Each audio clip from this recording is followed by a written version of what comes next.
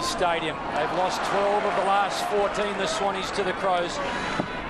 And the Cats will play either the Kangaroos or the Dockers, pending the results this afternoon. Mackie picks it up, then loops the handball over the top. Johnson receives. Mumford, he puts a bit of pressure on. West receives and then dishes it off. Taylor Hunt. Jack does the tackling. Hunt got a foot to it, knocked it wide to Stevie J, and then to half forward the ball flies. Richards is there again. He's been so reliable for the Swans this year. Kennedy, he switches the play. Motlop's got McVeigh to beat. The bounce works out okay. Lewis Roberts-Thompson over the top to Armstrong. Goods, he's in the middle of the ground, and that's where it ends up. Mumford and Bolton, the only two options inside 50. Mumford, well, he was chosen, I think. The bounce was cruel. It was okay for Josh Hunt. He just handballs to West, and they'll work it through the middle. Murdoch, little give to Scarlett. It was pretty hot, but Scarlett's got time. The ball will settle. Over the top he goes. Armstrong, Jetta, he was terrific in the end. Took it in the left, gave it off. Matner just works it through to O'Keefe, and now to Hanbury. And McGlynn traps it with one hand. Back it goes to Parker. Breaks the tackle, still at half forward. High up and under. Enright is there, so too Bolton. He goes back with a flight. And the old wily veteran can try and make it 4 in a row for the Swans and narrow it to just 23 or 21 points. There's no doubt he's going to go for it, because he's just got a heart that just says it's in his DNA. He's going to go for everything and anything. Back this afternoon, kicking goals for the Swans. 4 in a row now to Sydney. And the Cats lead by 21. So the time, it's against them.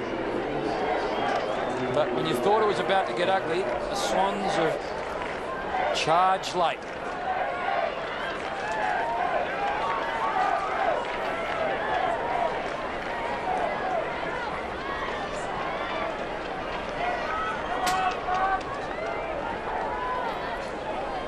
Hard to fault the way he's played over the journey, isn't it, Jude Bolton? Well, you'd like to have his record under on your CV. He's just a player that you just admire so much because of his endeavour.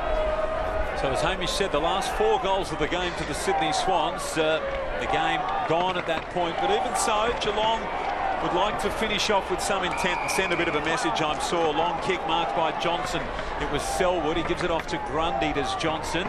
Sends the ball, not a great kick. Enright was favoured by it, and he gets it on the bounce and sends it long down in the Stokes direction. Bouncing ball, it's knocked out Podsiadly's way. That was a brilliant little touch across by Hawkins, and finally Geelong get their 16th goal of the game.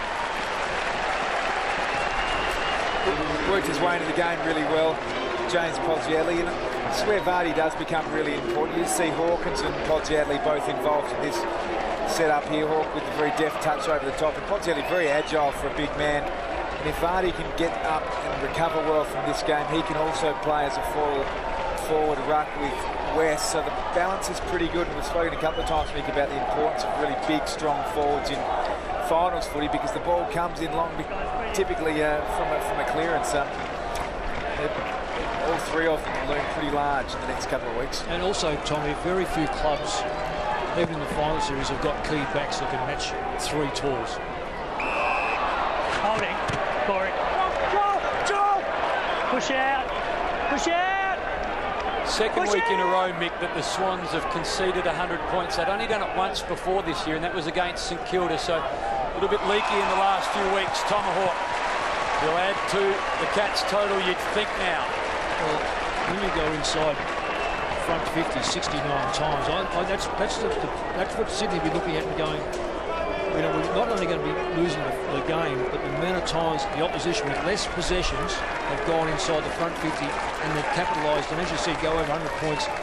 That's not good coming to final series. Last night's game, 14-10. They're the sort of games that you want to go into a final series with. Well, right now he leads the Coleman race. He starts at left and never looked likely. So he remains with 3 for the afternoon, 3 goals, 1. He's on 61 for the season. Pavlich sits on 60. Yeah, that's how many the Pavs got to chase at Patterson Stadium tonight. That's going to be an interesting call, Tom, isn't it, for the Coleman medal? Yep. Come on then. Pavlich playing. Pavlich playing tonight, we think. Motlop marks. Revolt has the power tomorrow to kick goals against. He's one behind the Pav. Motlop's kick to Chapman, handball over the top. Well, there's 2 to chase for the Pav because Hawkins has 62 for the season and 4 this afternoon. He's had a great season, Tom Hawkins. He came of age, I guess, during the finals last year. He had a really good final against Hawthorn, obviously a really good grand final against Collingwood, and then just continued his form. He's marked well all year, and what he's been able to do late in the season is just go back and kick those clutch goals. He's going into the finals in great form, feeling pretty good about himself. And there's one back for the easy one that he gave away at the start of the game. So, you know, football has a way of just levelling out, Tom. Yeah, it does. There you see the tally just there. He seems to be a very humble person, Tom.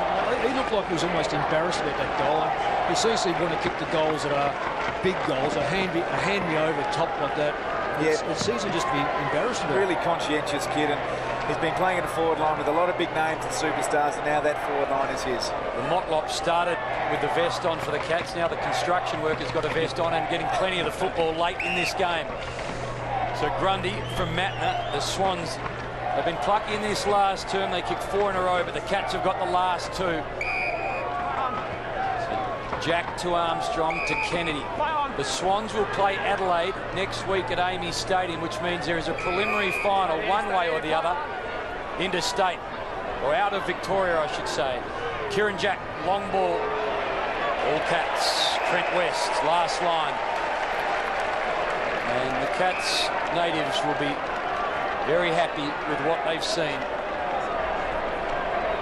Come September, come the Cats.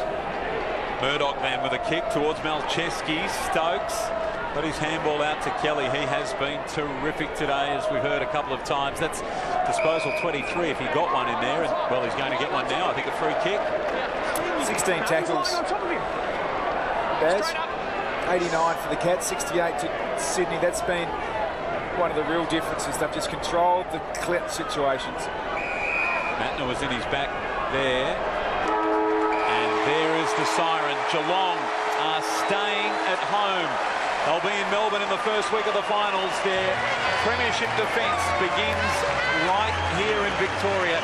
17-10, Sydney 11-12.